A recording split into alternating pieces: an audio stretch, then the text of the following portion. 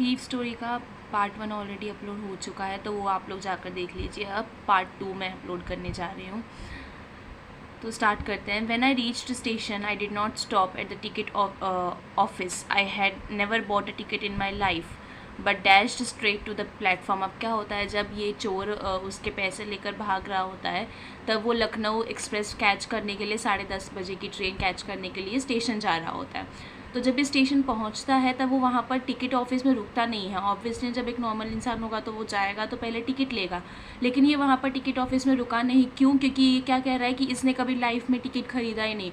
चोर है तो लोगों की चीज़ें तो और चोरी करता है ना। इतना ईमानदार अगर इंसान होता तो शायद चोरी करता ही नहीं। तो ये क्या है कि इसने कभी टिकट खरीदा ही नहीं, तो वहाँ पर भी ये नहीं रुका टिकट खरीदने के लिए।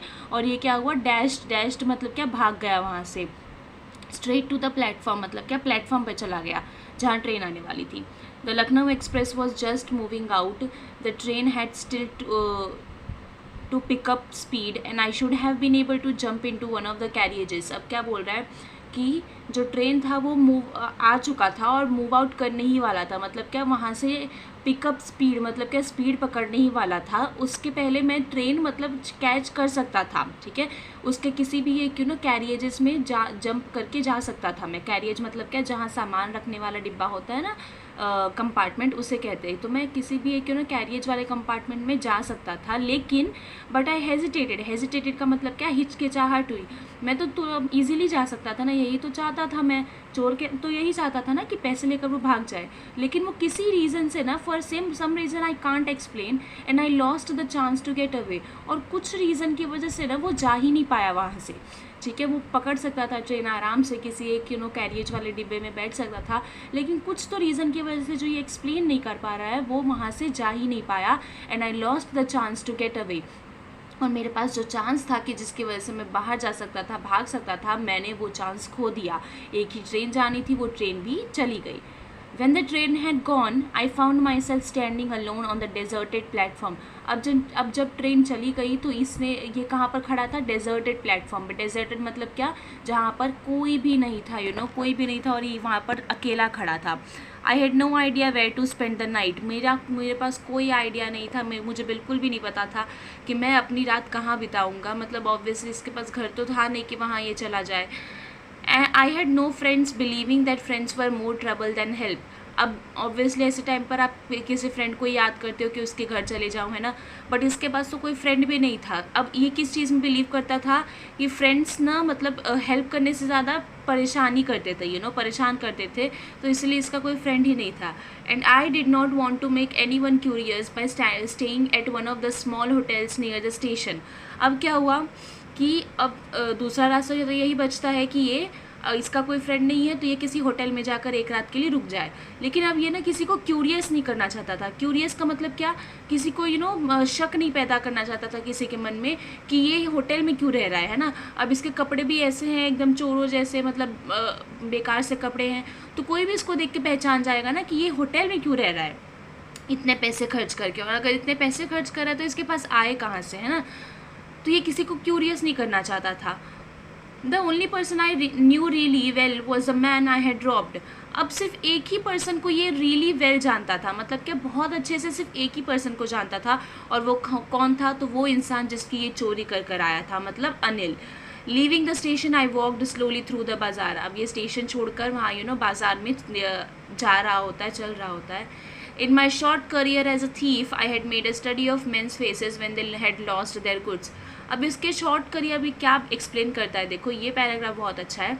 ये क्या बोलता है कि मेरे शॉर्ट करियर के, कौन से करियर के, थीफ के करियर में मैंने ना एक बहुत ही स्टडी की है मेंस फेसेस की। मेंस फेसेस मतलब क्या, लोगों के चेहरे की। और लोगों के चेहरों को देखकर ना मैं पता लगा लेता हूँ कि उनको कैसा फील हो रहा है, ठीक है।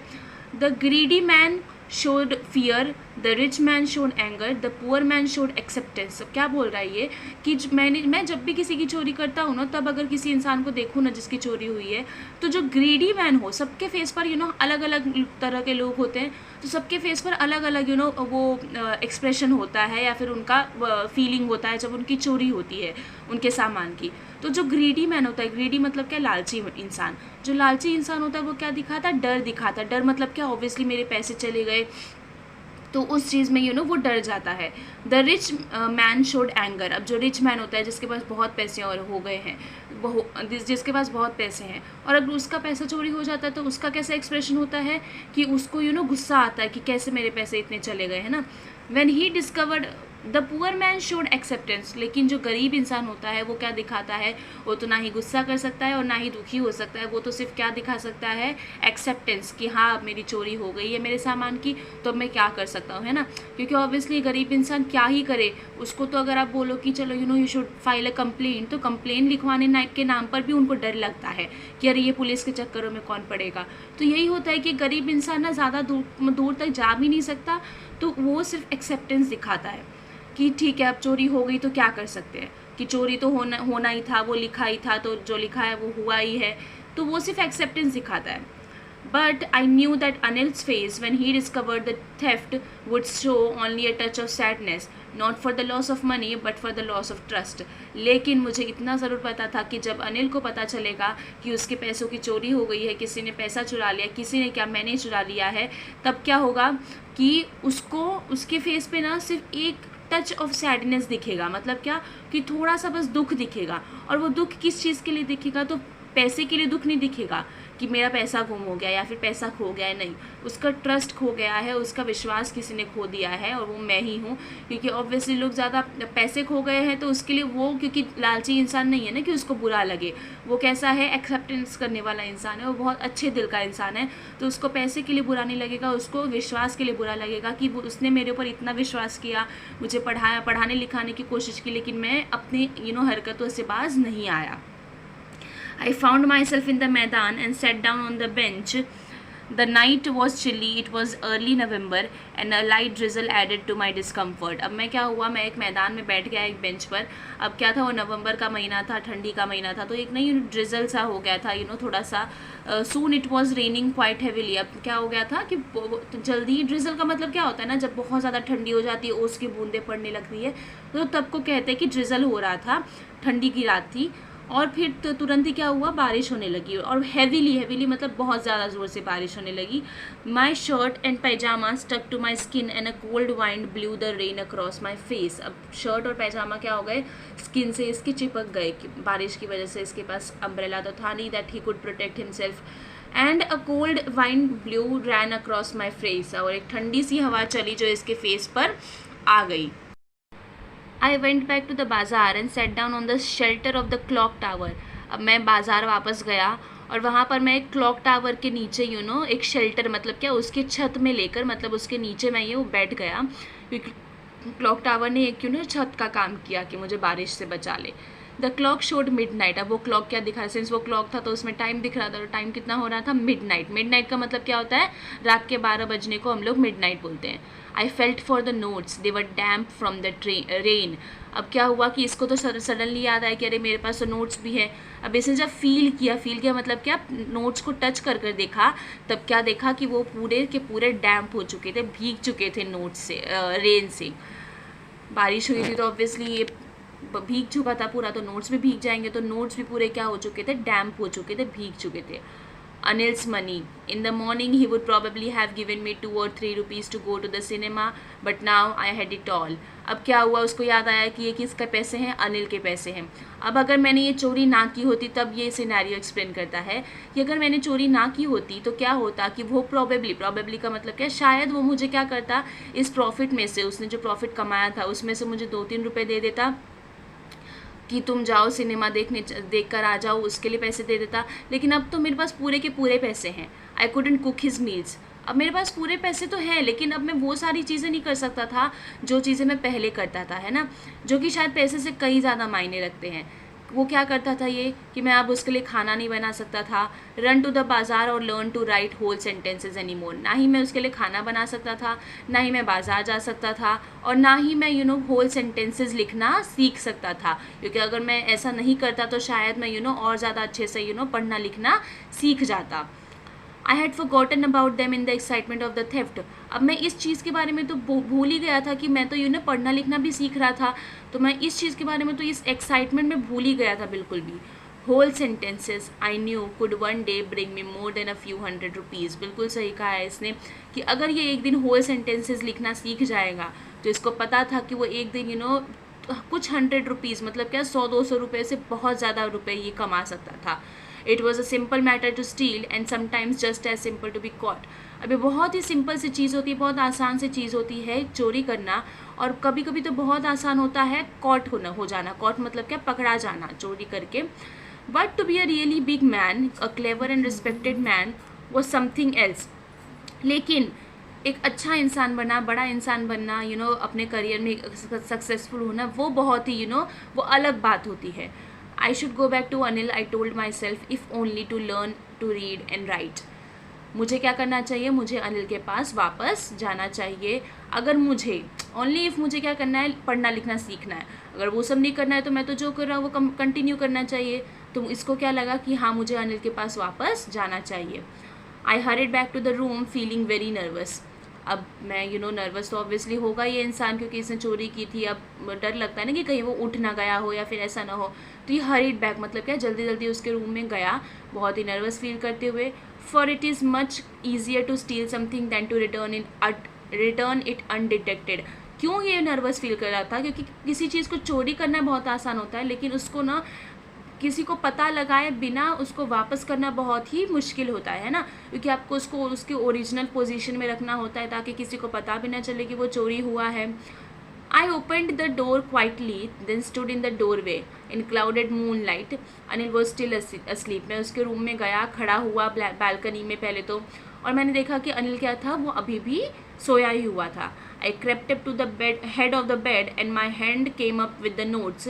I felt his breath on my hand. I remained still for a minute. अब जैसे ही मैंने अपने पॉकेट से पैसे निकाले, मैं उसके सर के पास गया जहाँ उसका सर रखा हुआ था, और फिर मैं जैसे ही पैसे रखने गया तो मेरे हाथ पर उसकी ब्रीथ फील की मैंने। ब्रीथ मतलब क्या, सांस, मतलब ऐसा लगता है ना कि कोई मेरी तरफ देख रहा है फिर मुड़ रहा है, तो मैंने वो फील किया। I remained still for a minute. और ये क्या हुआ, 1 मिनट तक चुपचाप खड़े रह गया, क्योंकि अगर वो देख लेता तो फिर तो सब बाहर ही आ जाता। Then my hand found the edge of the mattress and slipped it under it with the notes. अब क्या हुआ कि मैंने क्या किया, एज ऑफ द मैट्रेस मतलब क्या, चटाई के नीचे कोने के को उठाया और उसके अंदर नोट्स को स्लिप कर दिया, मतलब जहाँ पर वो रखा हुआ था मैंने वैसे ही रख दिया। I awoke late next morning to find that Anil had already made the T.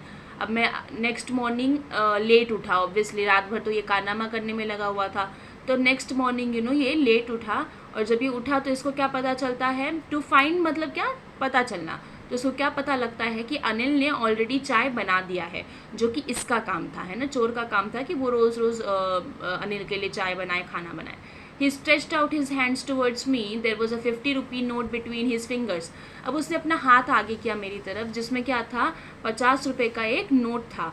My heart sank. मेरा दिल एकदम बैठ गया। सैंक मतलब सिकुड़ना होता है, बट दिल सिकुड़ता थोड़ी है, तो आपको ऐसे कोरिलेट करना पड़ेगा कि दिल क्या हो गया, बैठ गया है इसका।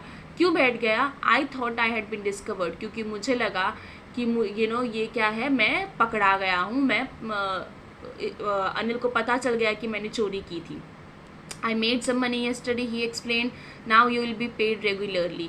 अब क्या बोला अनिल ने कि मैंने कल कुछ पैसे बनाए थे। पैसे बनाए थे का मतलब क्या, पैसे आए थे मेरे पास, ज़्यादा पैसे आए थे, तो ये लो और तुम, अब क्या होगा कि तुम्हें, क्योंकि मैं पैसे पे नहीं करता था काम करने के लिए, लेकिन अब तुम्हें रेगुलरली मैं पे करूँगा। My spirits rose, but when I took the note, I saw it was still wet from the last night's rain. मेरी स्पिरिट एकदम रोज़ हो गई। रोज़ मतलब क्या, एकदम खड़े हो जाना, मतलब स्पिरिट एकदम खड़ी हो गई, एकदम जोश में आ गया मैं कि अरे वाह, मुझे तो अब क्या होगा कि रेगुलरली पेमेंट भी मिलेगा। मुझे तो पहले पेमेंट भी नहीं मिलता था, अब पैसे भी मिलेगा, चलो। But when I took the note, लेकिन जैसे ही मैंने नोट लिया, मैंने क्या देखा कि ये तो स्टिल अभी भी वेट था, गीला था लास्ट नाइट की रेन की वजह से। उन पैसों में से ही अनिल ने ऑब्वियसली पैसे दिए थे मुझे, तो मैंने क्या देखा कि अरे ये पैसे तो अभी भी गीले हैं, तो इसका मतलब क्या है कि अनिल को तो पता चल ही गया होगा कि मैंने चुराए थे पैसे, वरना बिस्तर के अंदर रखे रखे पैसे कैसे गीले हो जाएंगे ना। Today will start writing sentences, he said. अब उसने क्या कहा अनिल ने कि आज से हम लोग क्या करेंगे, सेंटेंसेस लिखने की शुरुआत करेंगे। He knew but neither his lips nor his eyes showed anything.